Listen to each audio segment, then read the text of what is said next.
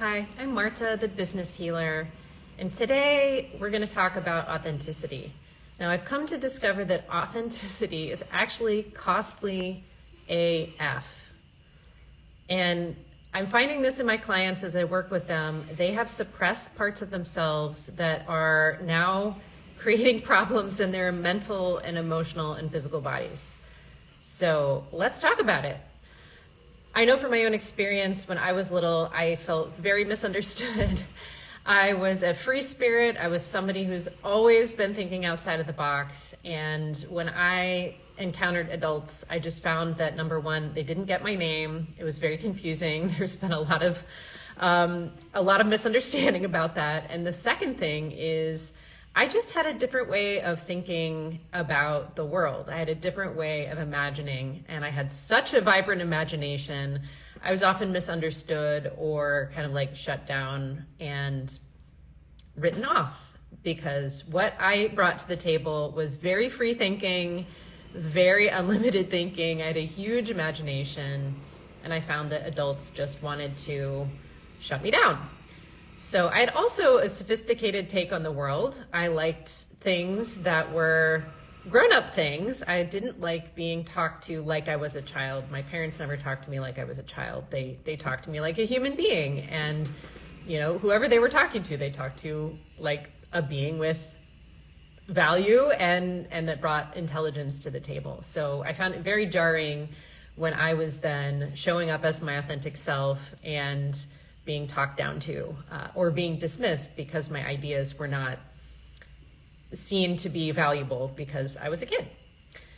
So the messages I got from that are, when you are authentic, you are not acceptable, okay?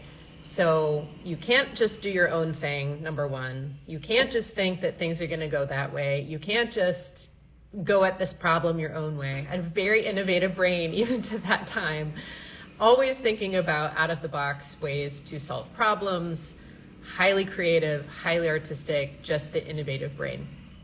And I found that adults, if they didn't follow the thinking or I introduced an idea that maybe they hadn't heard before, they immediately said no, or that's not possible, or why are you thinking that way, rather than going with it. So I felt like some of my creative and innovative thinking was shut down, right? So also I had a great imagination, and in my world of self, my authentic place of beingness, I thought that there were a lot of things that were possible that maybe we couldn't see and that didn't operate according to the grown-up laws of rationale and life experience. I really had an unhooked, innovative brain.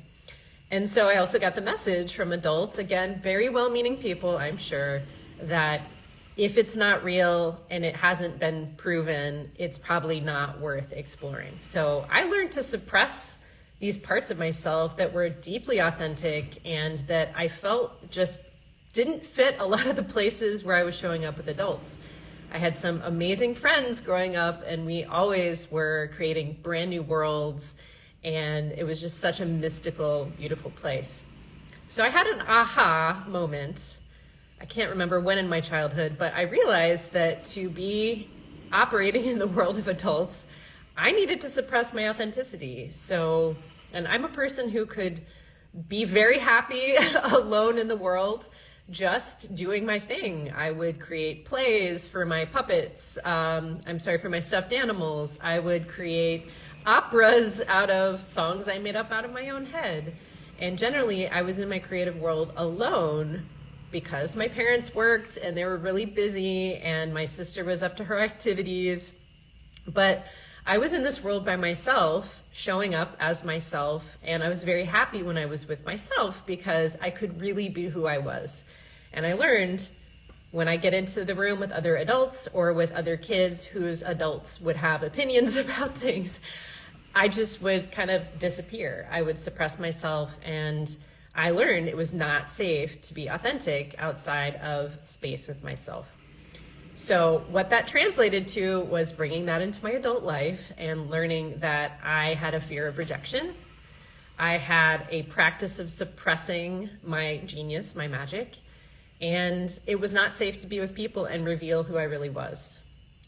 And these things were pricey, they were costly. So what happened was I then would walk around imagining and very much believing that I was going to be rejected and I was going to be suppressed. So what did I do? I went to music school where your whole job is being told constantly how you could be doing better. So the idea of suppression and rejection, suppressing how I wanted to play it in favor of the people around me, or suppressing what I thought the expression should be in favor of the conductor or my teacher or whoever it was in front of me who had the opinion. And I learned even more to suppress and reject what felt very authentic to me. And again, I had kind of different ideas about how things could be and what that might look like. And here I was, 20 years old, 23 years old, practicing active suppression. And I learned that in suppression, I didn't know who I was anymore. And so I clung on to kind of a more codependent way of thinking, which is like, okay, well, if I can't be safe here, I'll calibrate myself to whoever's showing up and what they think is acceptable or what they think is right. So that little authentic self, that voice, got really stuffed down inside. And the price to that was that I was not reaching my potential. I was creating from a place of not enoughness. And I was also missing a deep connection with myself and a radiance that comes when you are really in resonance with your gifts and with the opportunities that fall into your lap. So I then went on to a successful career in arts and in business, and all of the suppression stuff kept happening. So the rejection, the wounds, the times when I was, not chosen for this opportunity, or I was given negative feedback about that, I just kept taking it in and taking it in and taking it in. And I found it to be really painful. But of course, I couldn't tell anybody that's how I was feeling, because that would mean showing up and admitting that I was feeling these wounds really, really deeply. So that really had an impact on me, and I didn't realize it. All of this suppression and rejection took a toll on me physically, mentally, and emotionally. And I don't think I had any idea until a time in 2015 where basically everything fell apart for me. I had a major breakdown in my life. I just felt like I was suffering. I had physical health problems.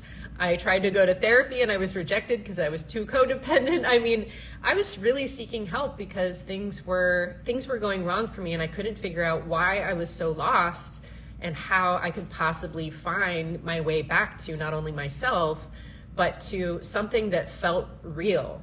I had gotten so far out of my element and so calibrated to the things outside of me that I thought if I just kept adhering to what the expectations were, what other people's opinions were, somehow I would reclaim safeness, or I would find the path of the way that would work for me. And instead, everything broke down. So I had to seriously look at myself and say, like, okay, I am the through line and all the things that are not working. And even in my sense of not feeling like I had a lot of value, I was so lost. So that's the time in which I decided the only way out, the only way through was going to be looking at myself and investing in healing for myself. And I had layers of things. I had a toe that like literally reshaped itself because of the disempowerment that I was feeling at this time in my life. So I invested in my healing, and that meant a lot of energy work, a lot of mindset work, and physical healing. And I looked to energy healing, to pranic healing. That's when I really got back into the healing journey. And I didn't really identify as the healer at that point. I was just like, okay, this is helping me a lot. I had people who were supportive. I was showing up for myself. And there's nothing probably that has changed my life in whole as that healing journey has. And what that took was, number one, a lot of courage. And number two, recognizing that I didn't have all the answers when I was looking outside of my own self. So that time really helped me reclaim what it was that was burning inside of me to share, the gifts and talents that I had to share. And at that point, I just, the cost, the price of authenticity was too high. And it was only at that point where I really reclaimed it. So the funny thing is, I saw that the price of authenticity as a child was feeling suppressed and rejected. And yet I reinvested in that way of being for 30 years, whatever it was. And what I just kept learning was this is a way of coping. And it wasn't until that really stopped working that I realized the price of suppressing myself was actually too high for me to continue moving forward.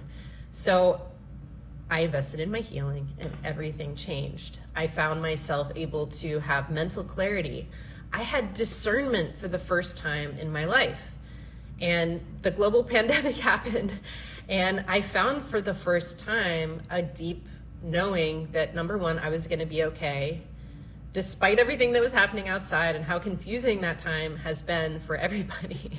I have found that my true north has never actually been outside myself. My true north is inside. My true north is the parts of me that are passionate, that some people don't like, and that some people find threatening. And what helped me more than anything was this healing journey. And I'm feeling emotional as I say this because I really had been so far from who I really am that I didn't even notice how much pain I was in. So when I entered the healing journey, I started to reclaim the wishes, the goals, the desires that I really had for my life. And when everything was exploding outside of me, I had a new refuge inside myself, a new grounding, a new respect for myself, a new compassion for myself. And in the time earlier when I needed to take up space and take out oxygen from the room because I felt so empty and so inadequate, I realized by reclaiming myself, I was not only paying myself back all of the costs that I had been depriving myself of, the real value of me, but I started shining my light in a way that I did not feel threatened by other people. I did not feel insecure for the very first time because I felt comfortable in my own skin.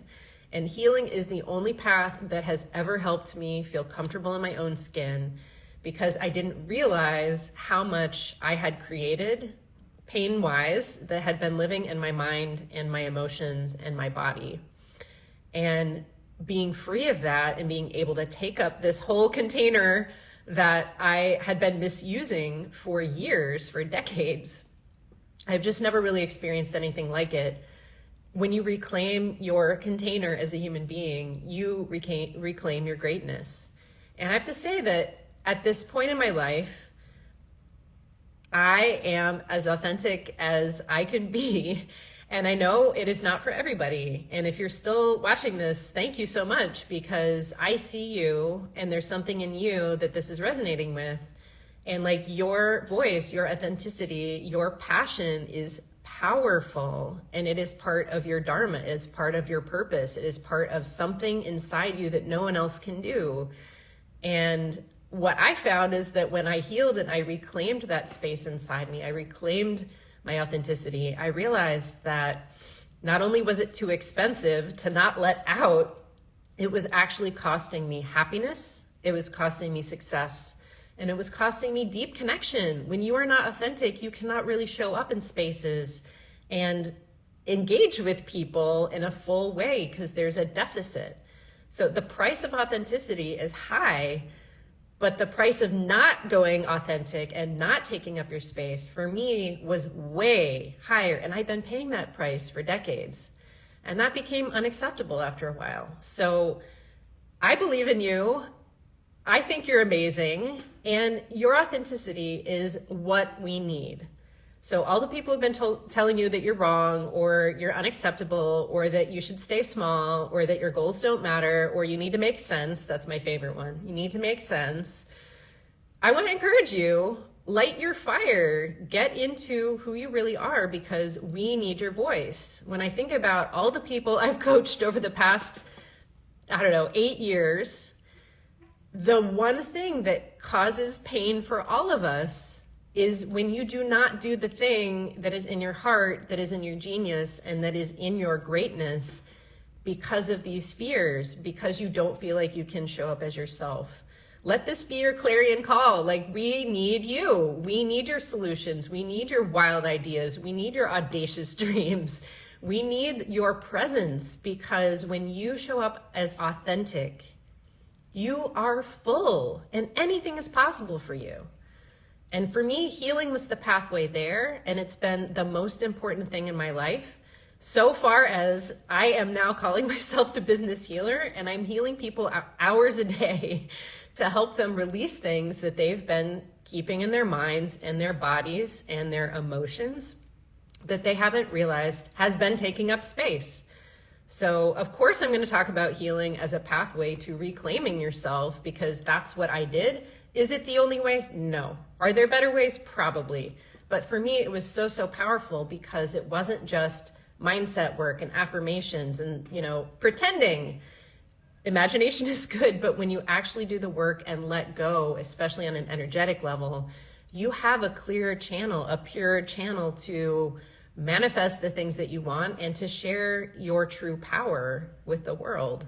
When you are taken up with all this space inside of feeling suppressed or feeling inadequate or feeling scared, you don't have much space left to shine your light. So I would encourage you, whatever it means to you to heal, to lean into your healing, please do, because your authenticity is so powerful and so important.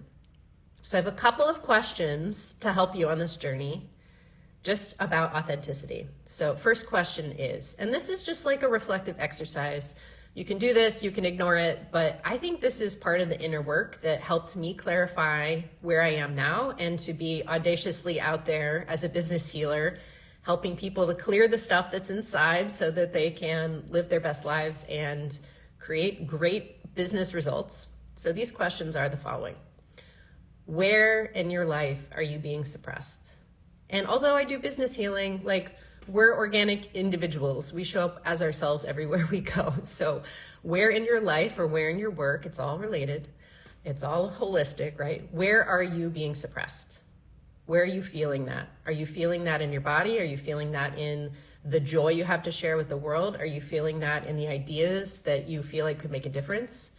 Are you feeling that way financially? However it is, where are you being suppressed? Question number 2, who is doing the suppressing? When I realized I was doing the suppressing in my life, man, that was a game changer. So who is doing the suppressing? Because when you can look at who, a lot of times we're editing ourselves because of what we think will happen outside of us, or how we're trying to stay safe so that other people don't interfere, or so that they don't see what's really going on and will let us do whatever it is. I don't know what it is for you, but if you recognize that the suppressing is happening inside, that means you're actually really powerful in this situation. Why are you suppressing yourself, or why is the suppression happening? This is a really, really, really good question, and it's worth just taking a beat to embody, to think about. And if you're watching this video afterwards, feel free to pause and write this down. This is powerful stuff. Next question is, what are the results you're getting by suppressing yourself? What is actually happening? And if you really look, I think you're going to find that the results are surprising. What are the results you're getting from suppressing yourself? For me, I was not getting good results, so I decided that was very interesting information. So the next question is, what if you reclaimed that space? What if you reclaimed your authenticity? What would be the price of you reclaiming your authenticity? Stepping out of that suppression. What would be the price if you reclaimed yourself? And then what's the price of not reclaiming yourself? Again, for me, I realized the suppression was heavy and it had a price, but the price was even greater to not be my authentic self. So which one is more expensive?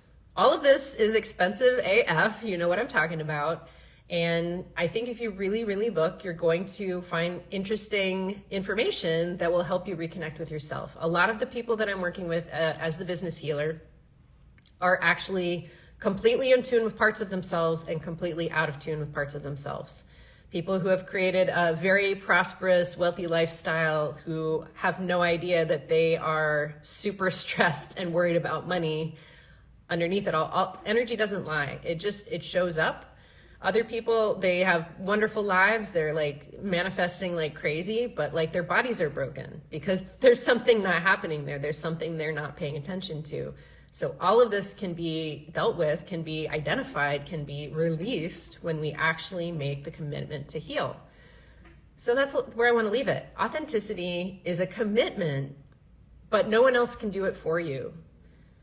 Your success is going to rely on you. And in the end, your authenticity is your power. It is your magic. It is what we need in the world. So what's it going to cost you? What's it going to cost us if you don't? I love you. Thank you for being here. Much love and gratitude. And if you have any questions about healing, business healing, or anything else, send me a DM, send me an email. I'm at hello@thebusinesshealer.co. I'll see you next time.